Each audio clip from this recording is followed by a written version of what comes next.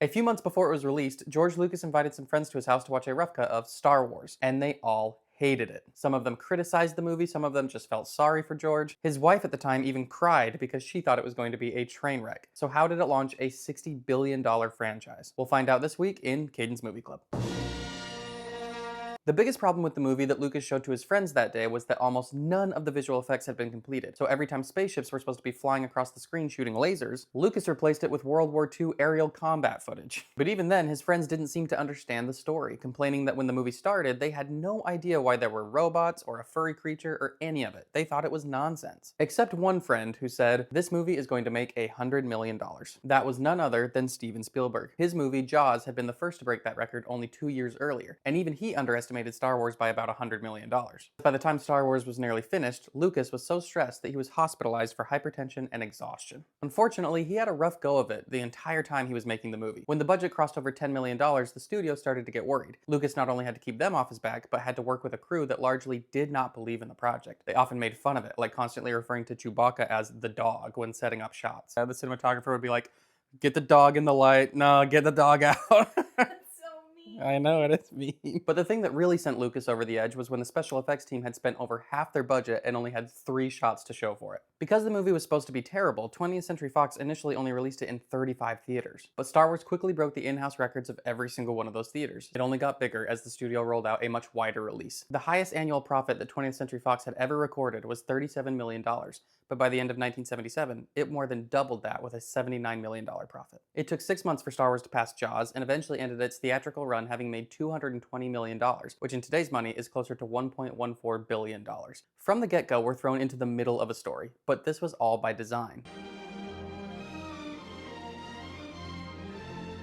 The famous opening text crawl gives us a bunch of backstory, but it's doing a lot more than just exposition. In the 30s and 40s, there were things called serials, which were essentially TV series before TV existed. Studios would release short episodes of an ongoing story in theaters, and they would play before the actual movie or the feature presentation. But because people at the theater might have not seen previous episodes,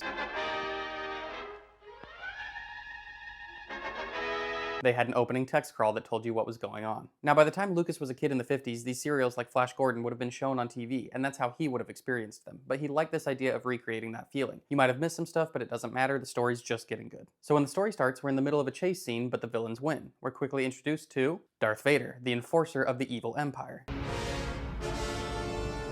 Just before she's captured, Princess Leia sends 2 droids in an escape pod, C-3PO and R2-D2. The droids land on the desert planet, Tatooine, where they are sold as scrap metal to some local farmers. One of those farmers, the young Luke Skywalker, discovers the message Princess Leia intended to send to someone named Obi-Wan Kenobi. Luke realizes this might be the old hermit he knows as Ben Kenobi. Ben and Luke's father used to belong to an order of monk-like warriors known as Jedi. Ben even has the father's old weapon, a lightsaber, which he gives to Luke. He also tells us that Luke's father perished at the hands of Darth Vader, scary guy we saw earlier. Then tragedy strikes. The Empire, looking for the droids, has destroyed the farm and Luke's aunt and uncle with it. So Luke and the droids accompany Ben on his mission to join the rebellion against the Empire. We start to learn that old Ben Kenobi still has a few tricks up his sleeve. Using a connection with something he calls the Force, he's able to do things like deceive the stormtroopers. Let me see your identification. You don't need to see his identification. We don't need to see his identification. To smuggle themselves off the planet, Ben hires a smuggler, Han Solo and his first mate, Chewbacca. And this is where we see Star Wars doing something completely different than what audiences had seen from science fiction previously. Stories that had spaceships were concerned with the future of mankind. It was a way to examine where humanity might go. Everything in these imagined futures was sleek and fast and worked seamlessly. But we get to Star Wars, and the things that are big, sleek, and efficient belong to the bad guys. For the good guys, everything is falling apart. The Millennium Falcon, Han's famous ship, is anything but new. What a piece of junk! She may not look like much, but she's got it where it counts, kid. I've made a lot of special modifications myself. Luke also belongs to this grimy world of space junk. He has to purchase spare parts from scavengers just to make his machinery work. I mean, the boy just wants power converters. But I was going into Toshi Station to pick up some power converters. These might seem like minor details, but what we're really getting at here is that even within a galaxy far, far away, the protagonists are initially presented as incredibly ordinary people. You've got a farm boy who's decent with tools, and a guy with gambling debts who uses his junky old car to bend the law and make a living.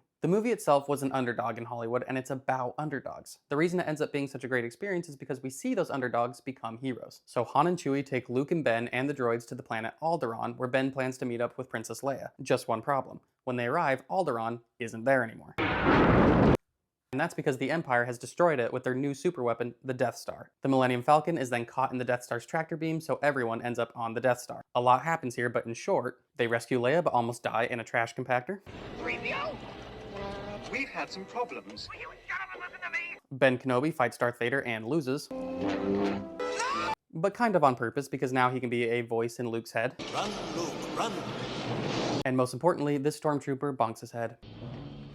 Take over. They all join up at a rebel base where Luke and Leia try and convince Han to fight the Empire, and he's like, nah, I'd rather live and get paid, so he's out. Some spies have obtained the Death Star schematics, which is actually the secret info that Leia sent with the droids all this time. Turns out there's one flaw in its design. A small exhaust port that's not much bigger than the Womp Rats back home. Placed a bullseye Womp Rats in my T-16 back home. So the plan is to send a bunch of rebel pilots to try and drop a torpedo down that exhaust port. And for a minute, things are looking grim.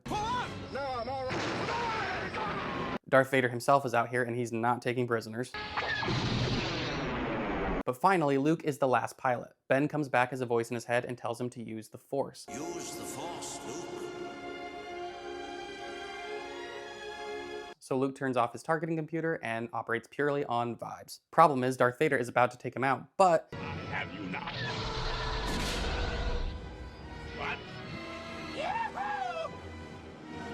Han Solo to the rescue. Luke is then free to take the shot and...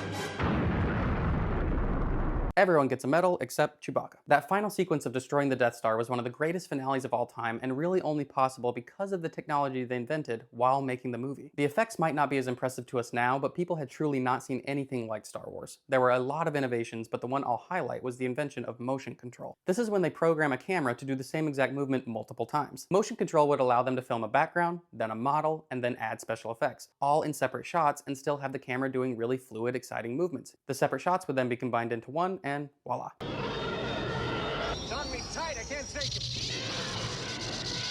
I'll be right there.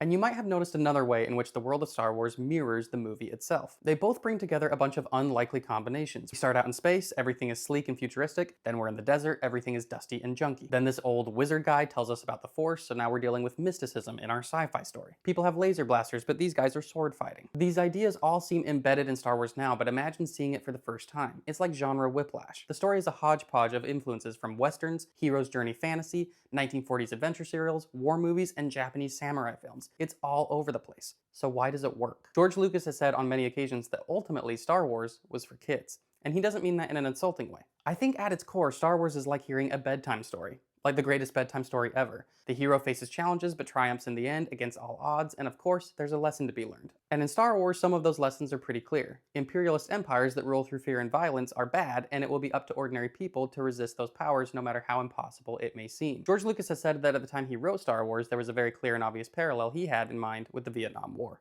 But something that's really interesting about Star Wars is, believe it or not, some people didn't like it, and those people are called losers. I'm kidding, you don't have to like Star Wars, but some people back in 1977 not only didn't like it, they thought it signaled the death of cinema. They were saying things like, Hollywood's dead, it's just recycled, effects-driven nonsense. And if that sounds familiar to you, it's because the same exact complaints and criticisms of the entertainment industry have been around since the dawn of time. At every new phase where things evolve, people think everything is crumbling. They thought this was happening when movies transitioned from silent movies to sound, from black and white to color. When television became widely available, movies were supposed to die. And yet here we are with people talking about streaming signaling the end. Anytime a great movie is made, it's a miracle. To bring together that many different people and create a singular story that has lasting impact, that's not going to happen very often. Not very many movies stand the test of time. And Star Wars was never meant to stand the test of time. It was not meant to be a blockbuster. It wasn't meant to embed itself in our culture. But it did. And there will be stories that do it in the future. Just like another movie did in 1993. So before we wrap up, I'd like to give you a sneak peek at next week's movie, Jurassic Park. Spielberg's back, baby. Now, as much as Star Wars displayed advancing technology with its effects, Jurassic Park was the beginning of a movie effects revolution. The story of Jurassic Park may have portrayed a new dawn of the dinosaurs, but for audiences, it was the dawn of CGI. In case you didn't know, CGI stands for computer-generated imagery. And while Jurassic Park was not the first movie to feature CGI, we'll talk about those next week, it was the first to utilize it in the way we understand CGI today. There's still a lot of great practical effects in Jurassic Park, but those shots of CGI dinosaurs, which still look pretty amazing today, were this close to being old school stop motion animation. And on a final note, I know we did the AI theme a couple months ago, but if you want my hot take, I don't think there's a better movie that conveys the principles of AI and how we interact with it than Jurassic Park. So with all of that in mind, here's some questions to keep in mind while you watch. What is the overarching fear portrayed in Jurassic Park? Is it just dinosaurs, or is there something more? I already mentioned applying the themes to AI. Are there any other topics you think the themes of Jurassic Park could apply to? How do you feel about the CGI in this movie? How has CGI evolved from then to now? Not just in how good it looks, but in the way it's used. I'm looking forward to hearing your thoughts on Star Wars, and I'll see you back here next week to talk about Jurassic Park. If you want to stay in the know about Movie Club, you know where to go.